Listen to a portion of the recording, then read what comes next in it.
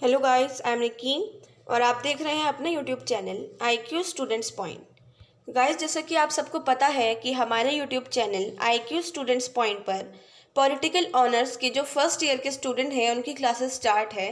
सो हमने अभी main course start कर रखा है जिसमें हम लोग constitutional government and democracy in India के क्लासेस कर रहे हैं। सो ये हमारी फर्स्ट यूनिट है संविधान सभा और संविधान। इसमें हमने फर्स्ट टॉपिक कंप्लीट कर लिया है और सेकंड टॉपिक में नागरिकता पर बहस और राज्य के नीति निर्देशक सिद्धांतों के बारे में हमने पढ़ लिया है।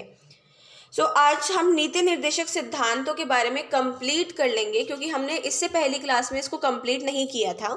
हमने उसमें आर्टिकल्स देखे थे जिसमें नीति निर्देशक सिद्धांतों को डिफाइन किया गया है। Let's start. अब आप लोगों को जो मैंने इससे पहले क्लास करवाई है उसके अंदर आपको मैंने इंट्रोडक्शन बताया है और जो सारे आर्टिकल्स दिए गए हैं नीति निर्देशक सिद्धांत में वो मैंने आपको उसमें बताए हैं। उसी के बाद का आपको ये कंटिन्यू करके इसको लिखना है कि नीति निर्देशक सिद्धांत और मौलिक अधिकारों में क्या अंतर है। देखो, ऐसा मतलब जैसे होता नहीं है कॉलेज में, ऐसे लाइन बीच में ये जो मैंने लाइन डाल रखी है ऐसे करके लिखते नहीं हैं। तो आप जब लिखो तो पहले नीति निर्देशक सिद्धांतों को डिफाइन कर दो, उसके बाद मौलिक अधिकारों को लिखकर फिर डिफाइन कर देना। अगर आप ऐसे ये बीच में लाइन करके ऐसे भी लिखोगे तो भी कोई इशू नहीं है, बट कभी कभार होता है कोई टीचर मार्क्स कट कर देता है, अदरवाइज ऐसा होता नहीं है। फिर भी आपको मैंने एक मतलब रिस्क ना लो आप लोग, तो इससे बेटर है आप लोग इसको ऐसे करके ही लिख दो कि पहले नीति निर्देशक सिद्धांतों के बारे में लिख दो फिर मौलिक अधिकारों के बारे में लिख दो। तो नीति निर्देशक सिद्धांत, सबसे पहले राज्य नीति निर्देशक सिद्धांत न्यायालय द्वारा लागू नहीं हो सकते हैं और मौलिक अधिकार न्यायालय द्वारा लागू हो सकते हैं। मौलिक अधिकारों को न्यायालय ही लागू करता है, नीति निर्देशक सिद्धांतों को न्यायालय लागू नहीं करता है। सेकंड है, ये सरकार के महत्व को घटाते हैं नीति निर्देशक सिद्धांत, और मौलिक अधिकार सरकार के अधिकारों और उसके महत्व को बहुत ज़्यादा बढ़ाते हैं। नीति निर्देशक सिद्धांत सकारात्मक है, मौलिक अधिकार नकारात्मक है। फोर्थ है, नीति निर्देशक सिद्धांतों के पीछे राजनीतिक मान्यता है और मौलिक अधिकारों के पीछे कानूनी मान्यता है। कि आप लोगों को मैंने पिछली क्लास में भी बताया था कि नीति निर्देशक सिद्धांत जो लागू होते हैं वो राज्य पे ही होते हैं, इंसानों पे नहीं कि यार ये संभालेंगे, नहीं, वो राज्य संभालता है सब चीज़ें। तो इसलिए बोला गया है कि नीति निर्देशक सिद्धांतों के पीछे राजनीतिक मान्यता है, एक पॉलिटिकल वो दिया गया है, और मौलिक अधिकारों के पीछे कानूनी मान्यता है, एक कानून के तौर पे सबको वो चीज़ दी गई है, नॉर्मल अधिकारी को भी और नॉर्मल जो इंसान है उसको भी। ये सिद्धांत आयरलैंड के संविधान से लिए गए हैं और मौलिक अधिकार USA के संविधान से लिए गए हैं। इसके साथ साथ और भी बहुत सी चीज़ें ऐसी हैं जो जैसे कि जो निर्देशक सिद्धांत है वो नैतिक आदेश मात्र है और मौलिक अधिकारों को कानूनी महत्व है। सेम वही वाली बात जो मैंने यहाँ पर आप लोगों को बताई है। और ये राज्य की शक्ति के कार्य में वृद्धि करता है और मौलिक अधिकार राज्य की शक्ति को सीमित करता है, एक कंट्रोल में लाता है कि इंसान को इतनी पावर नहीं दी गई है कि वो किसी भी राइट का उल्लंघन करे, उसको ना माने या फिर उसको तोड़ दे। तो इस बेस पे मौलिक अधिकारों को कानूनी मान्यता प्राप्त दी गई है। मौलिक अधिकारों को USA के संविधान से लिया गया है और नीति निर्देशक सिद्धांतों को आयरलैंड के संविधान से लिया गया है। अब बात आती है नीति निर्देशक सिद्धांतों के वर्गीकरण की, कि क्लासिफिकेशन ऑफ डायरेक्टिव प्रिंसिपल्स। सबसे पहले संविधान के 36 से 51 तक 16 अनुच्छेदों में राज्य के नीति निर्देशक सिद्धांतों का वर्णन किया गया है, जो मैंने आपको पिछली क्लास में बहुत अच्छे से डिफाइन करके उनको बताया है कि कौन से अधिकार में क्या लिखा हुआ है, कौन से अधिकार में क्या नहीं लिखा हुआ है। तो अब इसके जो क्लासिफिकेशंस हैं उसको बांटा गया है। उसको बांटा किस बेस पे गया है? नई निर्देशक सिद्धांत, न्यू डायरेक्टिव प्रिंसिपल्स। सबसे पहला पॉइंट है कि 42 जो कॉन्स्टिट्यूशनल अमेंडमेंट हुआ था उसके बाद नए निर्देशक सिद्धांतों को संविधान में जोड़ा गया था, बहुत सारे नए निर्देशक सिद्धांतों को। अनुच्छेद मतलब ये नहीं है कि 16 के बाद और जोड़े गए, नहीं, उसी के अंदर और चीज़ें ऐड की गई थी। 39 की धारा F के तहत उसको मतलब जो उसमें बताया है मैंने आपको, उसको पिछली क्लास को आप देखना, मैंने कितना अच्छे से उसमें आप लोगों को डिफाइन कर रखा है, उसको बदल दिया गया और इसके उद्देश्य था बच्चों और नवयुवकों को शोषण से बचाना और उसका स्वास्थ्य विकास के लिए उपयुक्त अवसर और सुविधाएं उपलब्ध कराना। देखो बदल दिया गया क्या मतलब ये है यहाँ पर कि इसको एक तरीके से ऐड किया गया और उसमें ये बात बताई गई कि इसका सबसे बड़ा जो उद्देश्य था, पर्पस था, वो बच्चों को और जो नवयुवक थे उनको शोषण से बचाना था और स्वास्थ्य विकास जो उनकी हेल्थ डेवलपमेंट है उसके लिए उपयुक्त अवसर प्रदान करना था, उनको अपॉर्चुनिटीज़ देनी थी कि अब अपॉर्चुनिटीज़ उनको दी जाएंगी तभी तो वो आगे बढ़ेंगे। क्योंकि ऐसा बहुत होता था उस टाइम में कि बहुत सारे लोग पढ़े लिखे भी थे और उनके लिए जॉब्स नहीं थी, और बहुत सारे लोग पढ़े लिखे नहीं थे, बच्चे काम करते थे, छोटे छोटे बच्चे। तो उनके लिए आर्टिकल 39 की धारा F के तहत ये रखा गया कि उनको नवयुवक और बच्चों को शोषण से बचाने के लिए हेल्थ डेवलपमेंट के लिए उपयुक्त अवसर दिया जाएगा। अनुच्छेद 39 के बाद एक नया अनुच्छेद 39A भी जोड़ा गया था। इसमें समान न्याय दिलाने और मुफ्त कानूनी सहायता उपलब्ध करने की एक सिस्टम बनाया गया था कि सबको इक्वल राइट्स मिलेंगे और मुफ्त कानूनी सहायताएं जो होती हैं वो उनको दी जाएंगी। ठीक है ना। तो मतलब एक जैसे कि 39 सिर्फ 39 था, 39 में AFGH ये सब जोड़े गए और उसमें ये सारी चीज़ें डाली गई क्योंकि इन्होंने यहाँ पर ये वाली बात बोली है कि न्याय दिलाने और मुफ्त कानूनी सहायता उपलब्ध करने की, न्याय दिलाने की जो है वो मौलिक अधिकारों में दिया गया है कि कानून के समक्ष समानता प्राप्त है जब आप सबको, तो न्याय के समक्ष क्यों नहीं होगी। जब जाहिर है आपको कानून के समक्ष है तो न्याय भी मिलेगा ही मिलेगा। उसके बाद भी ऐसी बहुत सारी चीज़ों को नोट किया गया था। उसके बाद इन्होंने 39 के अंदर क्लॉज A जोड़ा और उसमें ये बताया कि आप लोगों को न्याय दिलाने और मुफ्त कानूनी सहायता उपलब्ध कराने की जो सिस्टम है वो बनाया जाएगा। अनुच्छेद 43 के बाद एक और उसमें अनुच्छेद 43B जोड़ा गया और इसमें उद्योगों के प्रबंध में कर्मचारियों को भाग लेने की एक मतलब सिस्टम बनाया गया। 48B के अनुसार ये था कि वन और जो अन्य जीव हैं उनकी सेफ्टी के लिए एक सिस्टम बनाया जाए। बस मेनली इसमें यही बात की गई थी कि इसमें ये सब चीज़ें जोड़ने के बाद कि उसमें वन और जीवों के लिए एक सुरक्षा मतलब एक सेफ्टी सिस्टम बनाया जाए जिससे उनकी सेफ्टी हो सके।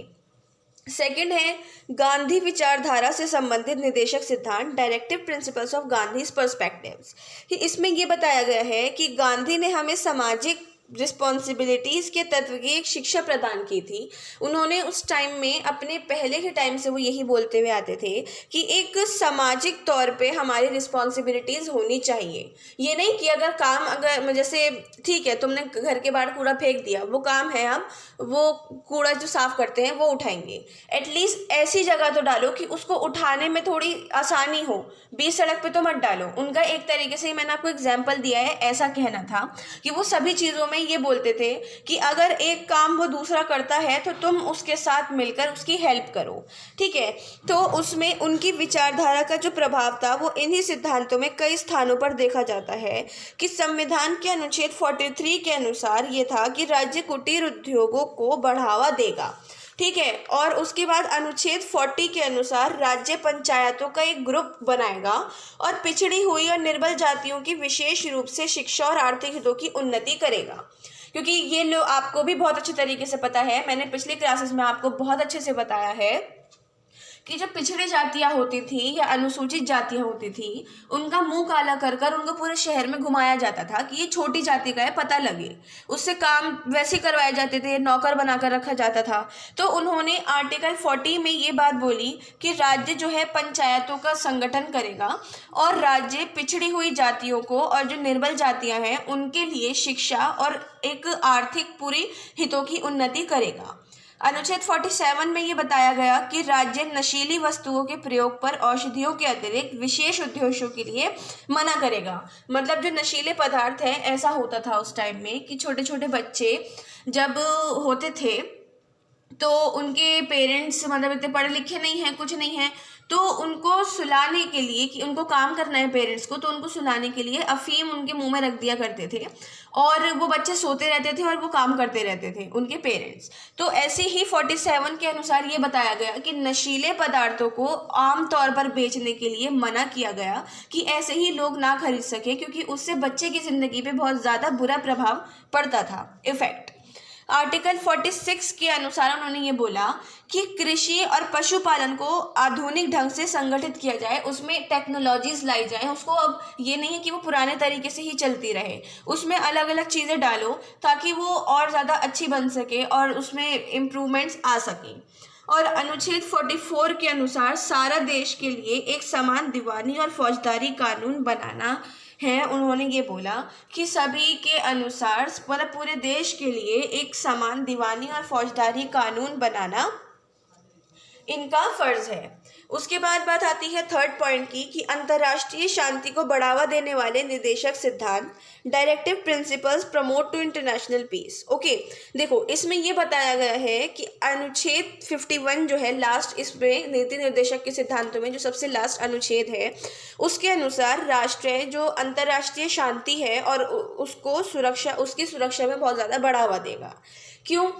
क्योंकि बहुत बहुत नॉर्मली रहता है हिंदुस्तान और पाकिस्तान की लड़ाई होना, किसी भी छोटी छोटी बातों पर लड़ाई हो जाती थी, कुछ भी हो जाता था। अब कश्मीर के मुद्दे को लेकर कभी कोई नहर बह रही है उसको लेके, कभी कोई सा इंसान वहाँ चला गया, वहाँ से वहाँ आ गया, इन सब चीज़ों को लेके बहुत ज़्यादा मनमुटाव हो जाते हैं और अब भी होते हैं। तो आर्टिकल 51 के तहत ये बोला गया कि राज्य इंटरनेशनल पीस को लेकर बहुत ज़्यादा सेफ्टी रखेगा, क्योंकि अब ये अगर हिंदुस्तान पाकिस्तान की बात हो रही है तो ये इंटरनेशनल मुद्दा ही होता है। अगर यहाँ पर दिल्ली और हरियाणा की बात हो, राजस्थान और गुजरात की बात हो, तो वो इंटरनेशनल शांति के तौर पे नहीं आता है, वो आपसी अंदर हो जाता है, तो वो एक देश के अंदर की लड़ाई होती है। लेकिन अगर अलग अलग देश लड़ते हैं तो उसको अंतर्राष्ट्रीय मुद्दे के तौर पे देखा जाता है। तो राज्य राष्ट्रों के जो न्याय और सम्मानपूर्वक संबंधों को बनाए रखने का बहुत ज़्यादा कोशिशें करेगा। इस आर्टिकल में ये वाली बात भी लिखी गई कि दोनों के संबंधों को बनाए रखने में सबसे ज़्यादा ध्यान देना है कि ऐसा हमसे कुछ ना हो कि वो हम पर उंगली उठाएं। अब उनसे कुछ हो तो वो उनकी दिक्कत है, हमने तो नहीं बोला करो, लेकिन कुछ ऐसा भी हो कि अगर वो करें तो हम कोशिश करें लड़ाई झगड़ा ना हो, हम बातचीत करके उसको सॉर्ट आउट कर लें। उसके बाद राज्य अंतर्राष्ट्रीय कानून और संधियों की तरफ मान बढ़ाएगा कि एक अंतर्राष्ट्रीय इंटरनेशनल जो लॉ है उनको बनाना है, और बहुत सारे ट्रीटीज होती हैं, संधियाँ होती हैं, उन सबको बनाना है। आप लोगों ने अभी 12th में पॉलिटिकल जो आपकी बुक थी इंडियन पॉलिटिक्स और वो दूसरी बुक जो थी फॉरेन पॉलिटिक्स, उसमें बहुत सारी संधियाँ आपने पढ़ी थी आज़ादी के टाइम पर जो हुई थी, कि इस बेस पर संधियाँ हुई हैं कि अब ये चीज़ अलग हो गई, ये चीज़ अलग करने के लिए ये संधि कर ली, वो चीज़ पाने के लिए वो संधि कर ली। तो संधियाँ वो होती हैं, ट्रीटीज होती हैं कि एक अंतर्राष्ट्रीय मतलब एक ट्रीटीज करी जाए और लॉ बनाए जाए कि उनको एक तरीके से इम्प्लीमेंट कर दिया जाए, उनको क्रियान्वयन कर दिया जाए कि अब ना यहाँ लड़ाई हो सकती है ना वहाँ लड़ाई हो सकती है। तो मेनली इन तीनों बात का यही बात इन्होंने बताई है। अब बात आती है नीति निर्देशक सिद्धांतों की आलोचनाएं, कि मतलब उनको आलोचनाएं कैसे हुई हैं इनकी, इनको कैसे बदनाम भी किया गया है और कैसे इनको एक तरीके से जज किया गया है। तो देखो, जिस समय संविधान बन रहा था उस समय ऐसा था कि संविधान सभा में बाहर और राज्य नीति निर्देशक सिद्धांत संबंध जो से रिलेटेड है बहुत सारी आलोचनाएं हो रही थी, बाहर भी और अंदर भी। तो संविधान के स्वीकृत मतलब एक तरीके से इनको परमिशन मिलने के बाद ये अनेक विद्वानों ने कई आधार पर इन उपबंधों की आलोचनाएं की थी। जब इनको स्वीकृति मिल गई थी तब इन्होंने बहुत सारे तरीके से आलोचनाएं की। सबसे पहला था वैधानिक शक्ति का अभाव, कि संविधान द्वारा राज्य नीति के निर्देशक सिद्धांतों को एक तौर तो देश के शासन में मूलभूत मानता है, लेकिन साथ ही वे वैधानिक शक्ति प्राप्त या न्याय योग्य नहीं मानता है। तो अर्थात मतलब यह है कि न्यायालय उपर्युक्त सिद्धांतों को क्रियान्वित नहीं कर सकते हैं। न्यायालयों को, अभी मैंने आपको पीछे सबसे पहले बताया कि नीति निर्देशक सिद्धांतों को न्यायालय द्वारा मान्यता प्राप्त नहीं दी जा सकती, मौलिक अधिकारों को दी जा सकती है। तो अगर आपके इनमें से किसी राइट्स का उल्लंघन होता है तो उसके लिए आप न्यायालय नहीं जा सकते हैं, मौलिक अधिकारों के लिए आप न्यायालय जा सकते हैं। तो इन्होंने, आलोचकों ने ये बोला कि इनका फायदा ही क्या है इनको स्वीकृति करने का, कि जब न्यायालय में इंसान जा ही नहीं सकता।